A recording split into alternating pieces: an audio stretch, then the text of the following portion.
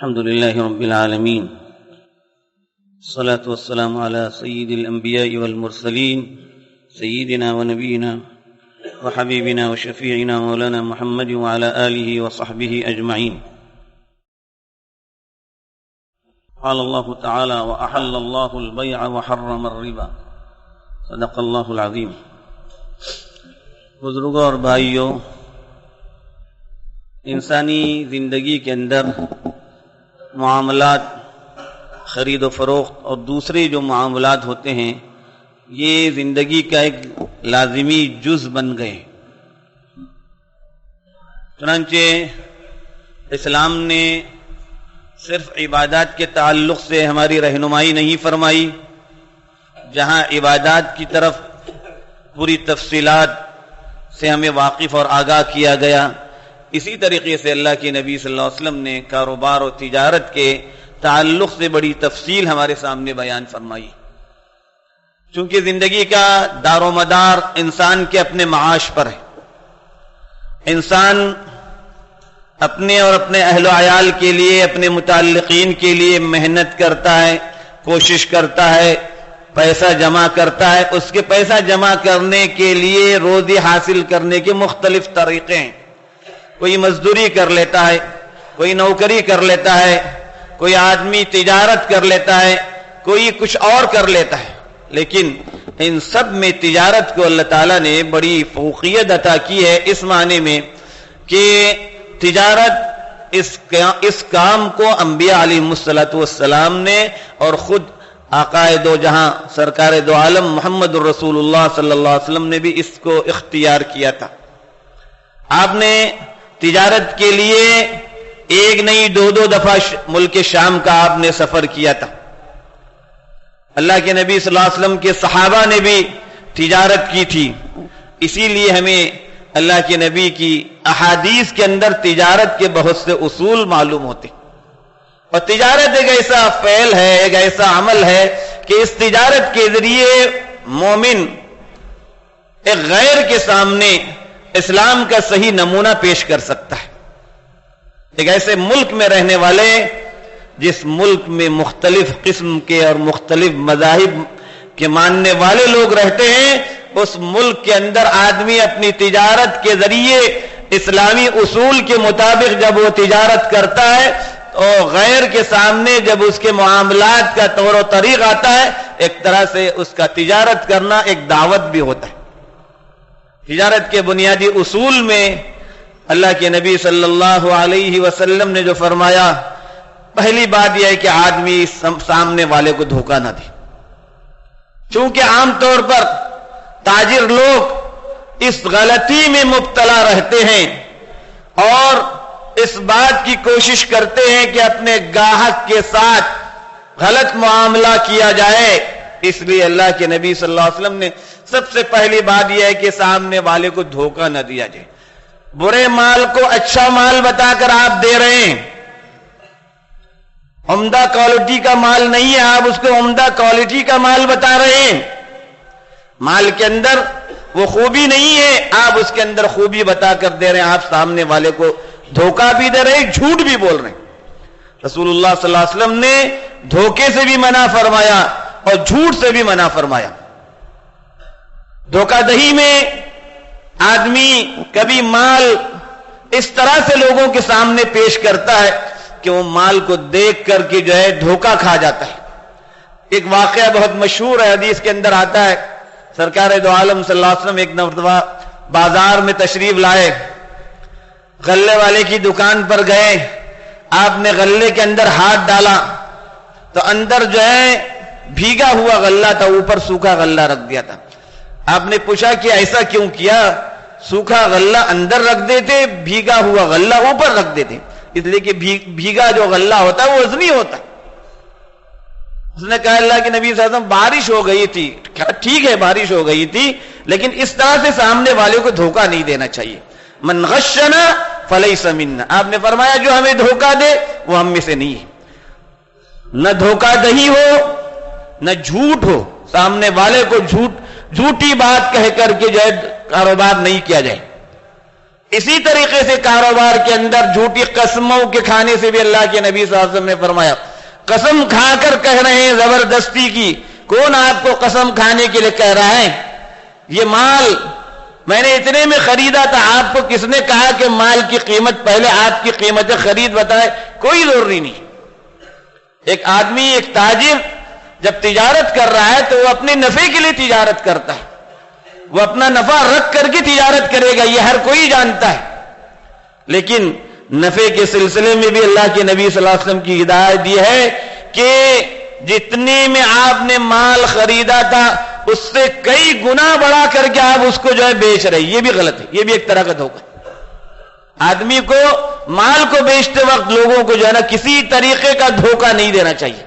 جب آدمی اس طریقے سے تجارت کرتا ہے، اچھی طریقے سے تجارت کرتا ہے، سچائی کے ساتھ تجارت کرتا ہے، جھوٹ نہیں بولتا، جھوٹی قسمیں نہیں کھاتا، دھوکہ نہیں دیتا، پوری امانت داری کے ساتھ تجارت کرتا ہے، تو اس تاجر کے لیے اللہ کے نبی صلی اللہ علیہ وسلم کی بڑی خوشخبریاں ہیں۔ التاجر الصدوق الامین مع النبیین، اور بعض روایتوں مال بررۃ الکرام، سچا امانت دار تاجر، پوری امانت داری کے ساتھ اس نے تجارت کی ہے، سچائی کے ساتھ تجارت کی ہے، دھوکہ نہیں دیا ہے۔ ایسے تاجر کے متعلق اللہ کے نبی کی خوشخبری ہے کہ اس کا حشر قیامت کے دن اللہ کے نیک بندوں کے ساتھ ہوگا، انبیاء کے ساتھ اس کا حشر ہوگا۔ کتنی بڑی خوشخبری! تجارت کی تجارت ہو رہی ہے اور دوسری طرف تجارت کے ساتھ ساتھ اس کی آخرت بھی سنور رہی ہے۔ مال کے اندر کوئی کمزوری ہے، آدمی کو بتا دینا چاہیے کہ یہ مال اچھا نہیں ہے۔ اولاً تو اس مال کو بیچنا ہی نہیں چاہیے آدمی۔ اگر اس مال کو بیچ بھی رہا ہے تو اس مال کے اندر جو کمی ہے، اس کے اندر جو عیب ہے، اس عیب کو بتا کر بیچنا چاہیے۔ اگر اس عیب کو بتا کر آپ نے نہیں بیچا تو آپ نے سامنے والے کے ساتھ دھوکہ دہی کی۔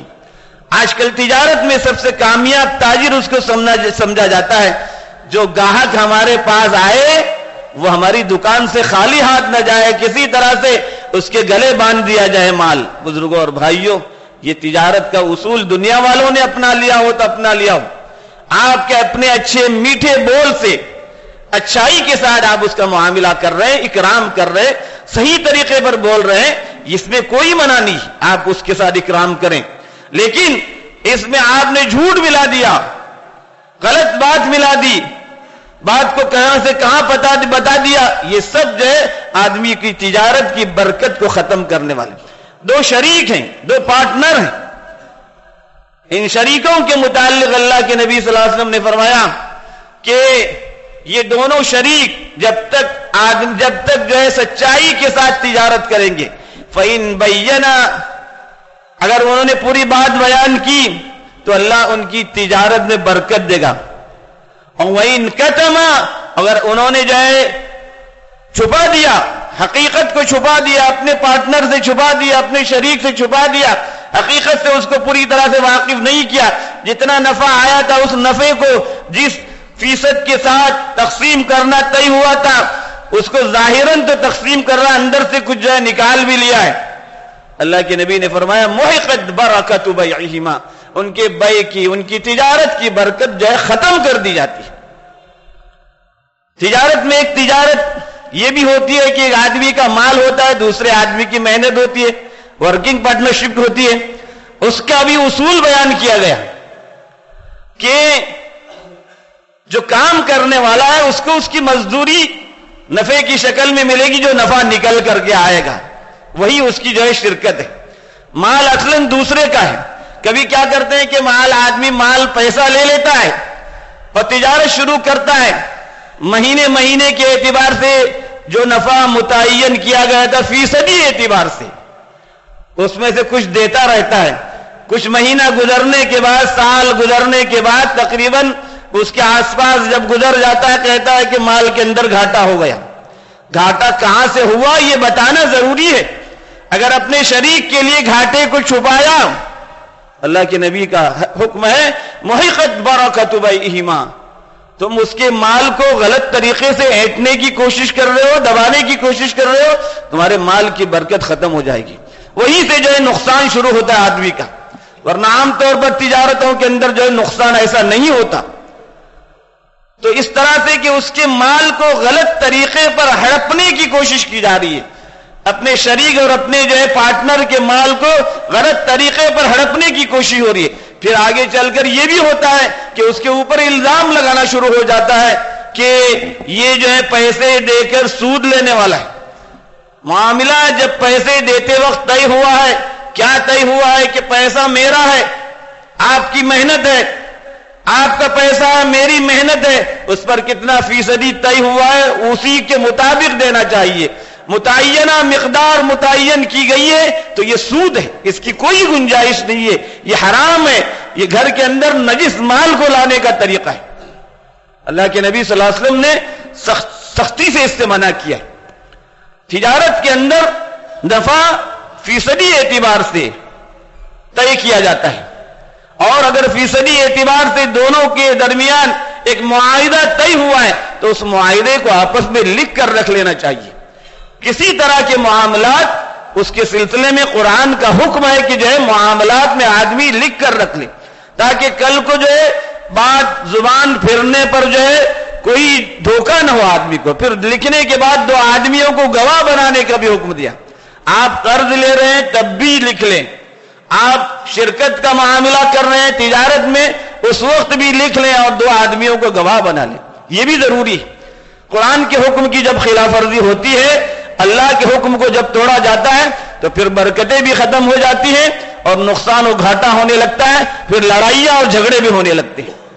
اسی طریقے سے ایک مزدور ہے، مزدور کو اس کو ہم نے مزدوری پر رکھ لیا ہے، جو مزدوری پہلے سے طے ہوئی ہے اس کو پوری مزدوری اس کو دینا ضروری ہے. مزدوری دینے میں بھی ٹال مٹول کر رہے ہیں، اس کی اجرت دینے میں ٹال مٹول کر رہے ہیں. آج نہیں کل ملے گا، ہفتے کے بعد ملے گا، ہفتہ آیا تو 15 دن کے بعد ملے گا، کچھ ابھی دیا کچھ نہیں دیا. یہ سب غلط ہے. حدیث میں آتا ہے کہ مزدور کو اس کی مزدوری اس کا پسینہ سوکھ جانے سے پہلے ادا کرو. ہم تاخیر کر رہے ہیں، یہ گناہ کا کام ہے، یہ اللہ کی ناراضی کو مول لینے کا کام ہے. اس مزدور کو بھی ہدایت دی گئی اسلام کے اندر. ایسا نہیں کہ صرف جو ہے اجرت پر جس کے پاس ہے اسی کو ہدایت دی گئی، جو اجرت پر جا رہا ہے، مزدوری کے لیے جا رہا ہے، اس کو بھی جو ہے حکم دیا گیا کہ تم جو ہے جس نے وقت کو وہاں پر دینا ہے، جو کام تمہارے حوالے کیا، اگر کام کی اجرت ہے کام مکمل ہونے کے بعد، اگر وقت کی اجرت ہے وقت مکمل ہونے کے بعد. وقت میں بھی آدمی جو ہے اس طرح سے نہیں ہونا چاہیے کہ کام بالکل آہستگی سے کر رہا ہے، تاخیر سے آ رہا ہے، جو وقت طے کیا گیا تھا اس وقت پر حاضر نہیں ہو رہا ہے، تاخیر سے جو ہے پہنچ رہا ہے اور جلدی جانے کی کوشش کرتا ہے. یہ سب غلط ہے. اس طریقے سے جو مال آتا ہے وہ سب مال جو ہے ناجائز طریقے پر گھر میں آنے والا مال ہے، اور جس کے گھر میں بھی ناجائز طریقے پر مال آتا ہے اس کے گھر کا سکون اللہ تبارک و تعالیٰ سب سے پہلے دنیا سے ختم کر دیتے ہیں. پھر آخرت کا عذاب اس کے بعد، اس کے گھر کا سکون اور چین اس کو جو ہے ختم ہو جاتا ہے. تو تاجروں کے لیے بھی، مزدوروں کے لیے بھی، مالکوں کے لیے بھی، ہر ایک کے لیے ہدایت دی گئی ہے. پارٹنر اور شرکا کے لیے بھی ہدایت دی گئی ہے. ایسا نہیں کہ کسی طبقے کے متعلق تفصیلات نہیں بیان کی گئی، چونکہ ایک طویل موضوع ہے، لیکن اس کی جو بنیادی جو باتیں ہو سکتی تھی مختصر وقت میں اس کو بیان کرنے کی کوشش کی گئی. اپنے علماء سے رجوع ہو کر کے ان تجارت کے اصولوں کو جاننے کی ضرورت ہے، تجارت کے اصولوں کو سمجھنے کی، پڑھنے کی ضرورت ہے. اللہ سے دعا ہے کہ اللہ تعالیٰ ہمیں اسلامی طریقے کے مطابق تجارت کرنے والا، اسلامی طریقے کے مطابق اپنی زندگی گزارنے والا بنائے، اسلام کے مطابق ہمیں زندہ رکھے، اور موت کے وقت ہمیں اپنے زبان سے کلمہ لا الہ الا اللہ محمد رسول اللہ جاری فرمائے. آمین. وآخر دعوانا الحمدللہ.